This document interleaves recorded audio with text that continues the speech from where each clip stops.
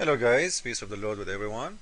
We continue showing you how wonderful is the teaching of the Quran, especially about the chastity. You know, this surah have two things actually I want to talk about. First, I want to, we will go by order. The first one in this surah, it's really sick. Why? Because the Quran in every verse allowed in slavery. But this surah in here is allowed in not only slavery, slavery is approved in Islam, it's normal. It's part of Islam. This is why Muslims country, they cannot sign the slavery law, the human right law in the United Nations. Because if they sign that, it's going to be like as if they are signing something against their Quran. You cannot sign a law against your Quran teaching.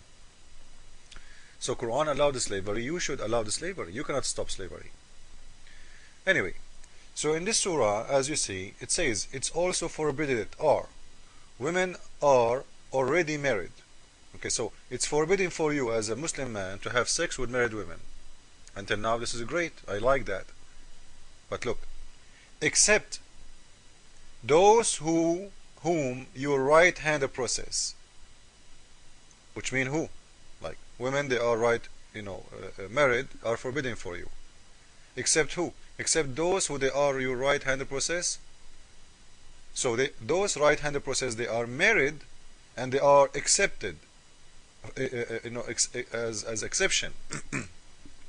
So the exception saying you cannot have sex with any married women, but those slaves you have in your hands, if they are married, they are not forbidden it. It's also forbidden women already married. So the women already married are forbidden for you if they are the free women, not the women you own in your hand as a slave. So if they are a slave, you can have sex with them.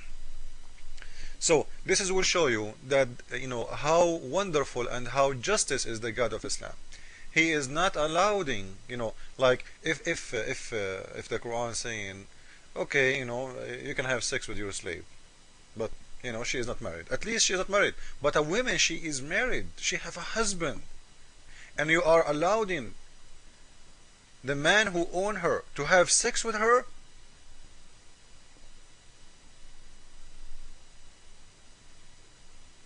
And when you say it's not forbidden for you, a woman you own, which mean if I own a slave, let us say I have 10 boys, 20 boys.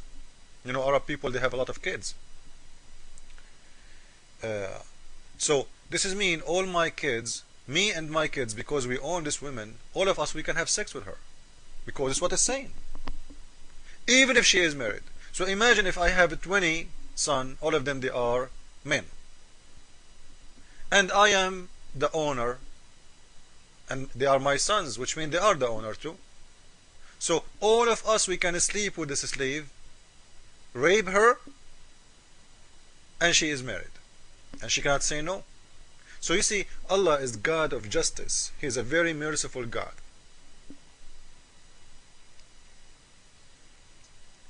And the Muslims will say to you, we care about, the woman, she cannot have more than one man, because Islam do care about knowing who is the son, belong to who. Now, if more than 20 men, they are sleeping with one woman, who is the father? How you will know? And here it doesn't say, it's talking about one person, by the way. Why? Simply because whoever owns this woman can have sex with her. As an example, when you go and buy a car, let us say me and my cousin, we bought one car. What does that mean? It means both of us, we can drive her. So whoever have a share in that car, he can jump in the top of that car. I think that the picture is clear now, right? So whoever owns those women, he is allowed to have sex with them, and even he can rent them to others. And we will show you another verse in the Quran showing that Muslims, they use to force women to do prostitution. The Quran said, as an answer for that, force them not if they choose chastity, but if you force them, Allah will forgive you. So prostitution in Islam is allowed. Muslims, they will lie to you and they say, no, no, no, that's not true. I will show you that later. But in here, this is a lot more ugly from prostitution.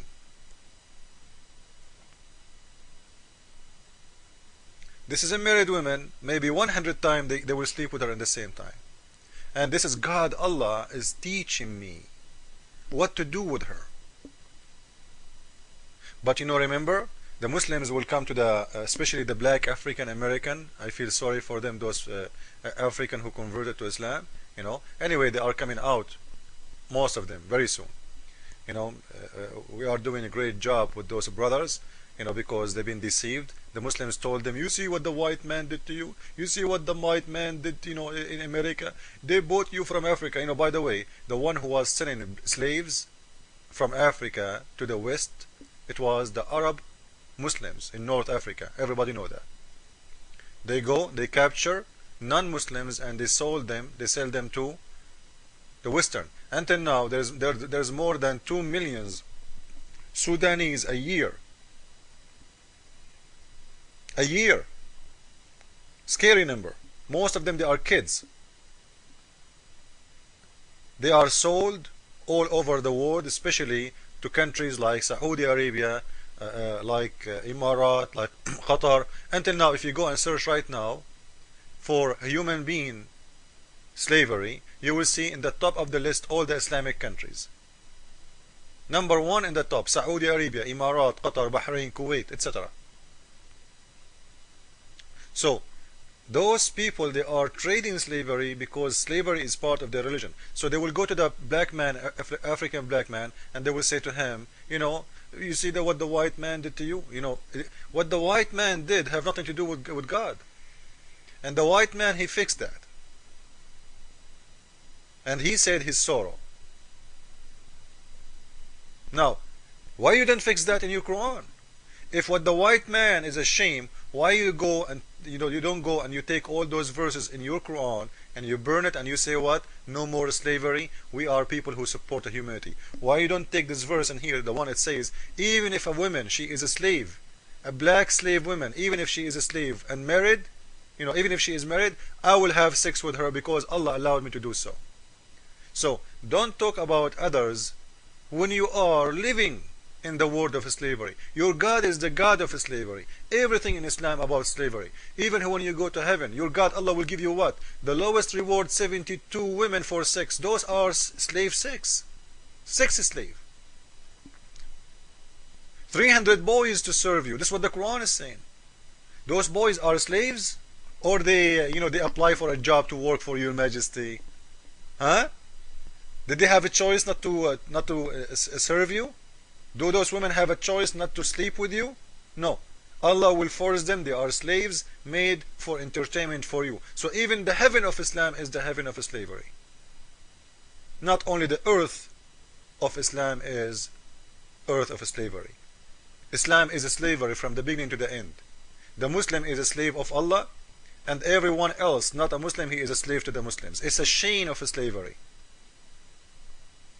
So Muslims who talk about slavery and talk about dirt and talk about good and bad, look at your book and see what kind of book is the book he allowed in you to do that. And in here, by the way, you need to know that this is not a revenge. Like, maybe somebody will say, all days it used to be this way. If somebody enslaved my woman and he raped her, I rape his wife. No. In here it doesn't say that. It's not about punishment. A woman, she is owned by you. You can have sex with her even if she is married. So this is not about, like eye for an eye. You hurt me, I hurt you. You rape my wife, I rape your wife. That law, is not the case. Just to make things clear. So in here, Allah is approving that and making it legally approved. Part of Islam. You can have sex with married women.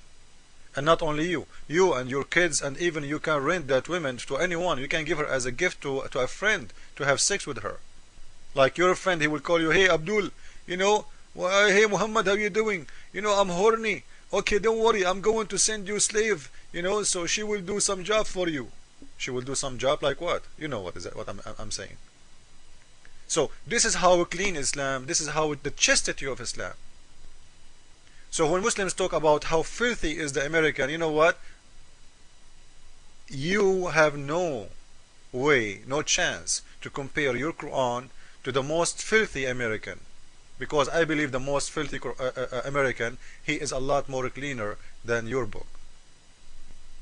Otherwise, you tell me how your God approved this. Thank you all. Jesus is Lord. Amen.